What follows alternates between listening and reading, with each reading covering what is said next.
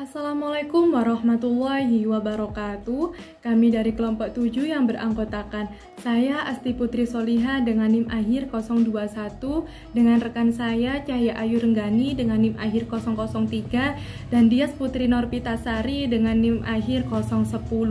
Kami akan membahas tentang persepsi dan komunikasi. Berikut penjelasan materi tentang kelompok kami. Yang pertama yaitu pengertian persepsi.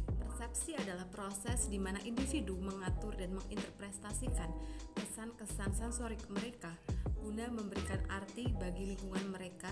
Namun ada juga yang menerima seseorang pada dasarnya bisa berbeda dari realitas objektif. Walaupun seharusnya tidak perlu ada perbedaan tersebut, tapi seiring timbul. Selanjutnya, yang kedua yaitu faktor-faktor yang mempengaruhi persepsi, di mana faktor-faktor yang mempengaruhi persepsi ini difaktori oleh dua, yaitu faktor internal dan faktor eksternal.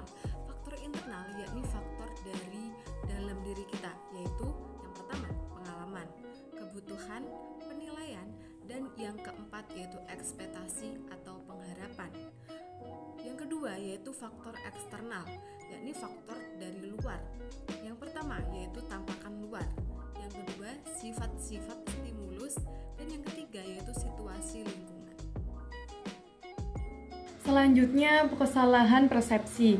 Kesalahan dan penyebab perbedaan persepsi. Apabila seseorang melihat orang lain, maka persepsinya terhadap orang tersebut mungkin saja salah atau keliru. Dalam hal demikian telah terjadi kesalahan persepsi. Kemungkinan kesalahan yang dapat terjadi menurut para pakar bentuknya sangat beragam. Untuk yang pertama, terdapat fundamental attribution error, merupakan kesalahan persepsi karena kecenderungan kita menghubungkan tindakan orang lain pada sebab internal seperti sifatnya sementara. Sebagian besar mengabaikan faktor eksternal yang mungkin juga mempengaruhi perilaku. Kedua, halo efek, merupakan kesalahan persepsi karena kesan umum kita tentang orang biasanya didasarkan pada satu karakteristik yang ditentukan sebelumnya, sehingga mewarnai persepsi kita terhadap karakteristik lain dari orang tersebut. Yang ketiga, similar to me effect, kecenderungan orang merasa atau menganggap enteng atau dianggap ringan orang lain, yakni diyakini dengan dirinya sendiri dalam setiap cara yang berbeda. Sebaliknya, bisa terjadi karena kecenderungan orang karena merasa lebih menyukai orang lain yang seperti mereka daripada mereka yang tidak sama. Yang keempat, selective perception, kecenderungan memfokuskan pada beberapa aspek lingkungan, sementara itu mengabaikan lainnya. Yang kelima, first impression error, kecenderungan mendasarkan pertimbangan kita tentang orang lain pada kesan kita sebelumnya tentang mereka. Yang keenam, primacy effect, merupakan kesalahan persepsi di mana kita secara cepat membentuk opini tentang orang atas dasar informasi pertama yang kita terima tentang mereka. Dan yang ketujuh, recency effect, merupakan kesalahan persepsi di mana yang paling baru mendominasi persepsi kita terhadap orang lain. Kedelapan, false consensus effect, merupakan kesalahan persepsi di mana kita memperkirakan lebih tinggi terhadap orang lain yang mempunyai keyakinan dan karakteristik sama dengan kita. 9. Leniency effect, merupakan karakteristik personal yang mengarahkan individu untuk secara konsisten mengevaluasi orang atau objek lain dalam cara sangat positif. Ke-10. Central tendency effect, merupakan kecenderungan menghindari semua pertimbangan ekstrim dan menilai orang atau objek sebagai rata-rata atau netral. 11. Contrast effect, merupakan kecenderungan mengevaluasi orang atau objek dengan membandingkan mereka dengan karakteristik orang atau objek yang baru saja diamati. Selanjutnya, terdapat perbedaan persepsi dapat disebabkan oleh hal-hal di bawah ini.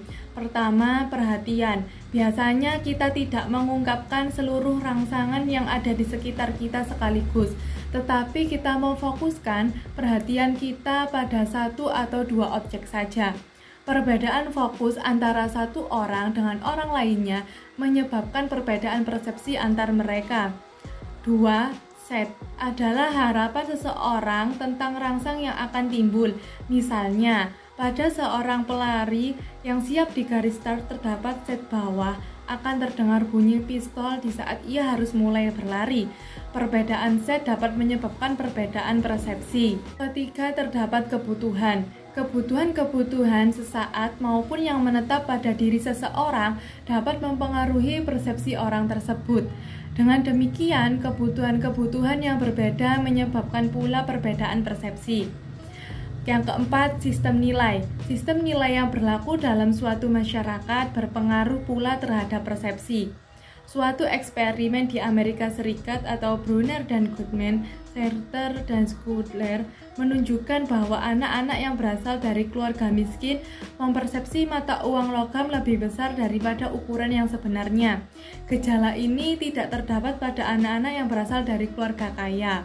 Kelima, ciri kepribadian. Ciri kepribadian akan mempengaruhi persepsi. Misalnya, si A dan B bekerja di suatu kantor yang sama di bawah pengawasan satu orang atasan.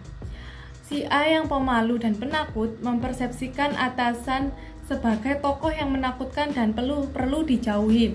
Sedangkan si B yang mempunyai lebih percaya diri menganggap atasannya sebagai tokoh yang dapat diajak bergaul seperti orang biasa lainnya. Yang keenam, gangguan jiwa. Gangguan kejiwaan dapat menimbulkan kesalahan persepsi yang disebut halusinasi. Berbeda dengan ilusi, halusinasi bersifat individu, jadi hanya dialami oleh penderita yang berprasangka saja. Komunikasi adalah proses penyampaian pesan dari komunikator kepada konsumen melalui media yang digunakan dengan efek tertentu. Ditinjau dari fungsinya, komunikasi memiliki fungsi sebagai berikut. Yang pertama, menyampaikan informasi. Memberikan informasi kepada masyarakat, memberitahukan kepada masyarakat mengenai peristiwa yang terjadi, ide atau pikiran dan tingkah laku orang lain, serta segala sesuatu yang disampaikan. Yang kedua, mendidik. Komunikasi berfungsi untuk mendidik, merupakan pendidikan dalam perkembangan pengetahuan dan intelektual, pembentukan watak, dan pendidikan keterampilan serta kemahiran yang diperlukan dalam semua bidang kehidupan. Yang ketiga, menghibur. Fungsi komunikasi sebagai hiburan dilakukan melalui aktivitas penyebaran sinyal, simbol, suara, dan citra atau image dari drama, tari kesenian, dan sebagainya. Yang keempat, mempengaruhi. Terjadi ketika komunikator menyampaikan informasi dan setelah informasi tersebut diterima komunikan. Sebagai contoh, dalam seminar motivasi, seorang pembicara menyampaikan pesan-pesan motivasi kepada para audiens, sehingga dapat mempengaruhi sudut pandang audiens agar termotivasi. Unsur komunikasi. Ada 7 unsur komunikasi. Yang pertama, pengirim, yaitu orang yang ingin menyampaikan pesan. Yang kedua, ide. Pokok bahasan berupa pendapat, sikap, perasaan, pandangan, perintah, atau saran. Yang ketiga, encoding, yaitu seperti kata-kata, tindakan, atau gambar sebagai proses pengkodian. Yang keempat, saluran komunikasi, dikirimkan ke penerima berupa formal atau informal. Yang kelima, penerima, yaitu orang yang menerima pesan untuk siapa pesan tersebut dimaksudkan. Yang keenam, decoding, yaitu orang yang menerima pesan mengekstrak maknanya menjadi pemahaman. Dan yang ketujuh, yaitu umpan balik atau feedback, yaitu penerima telah menerima pesan dan memahami dalam pengertian yang sama. Sekian presentasi dari kelompok kami. Jika ada kurang lebihnya, kami memohon maaf untuk sebesar-besarnya. Wassalamualaikum warahmatullahi wabarakatuh.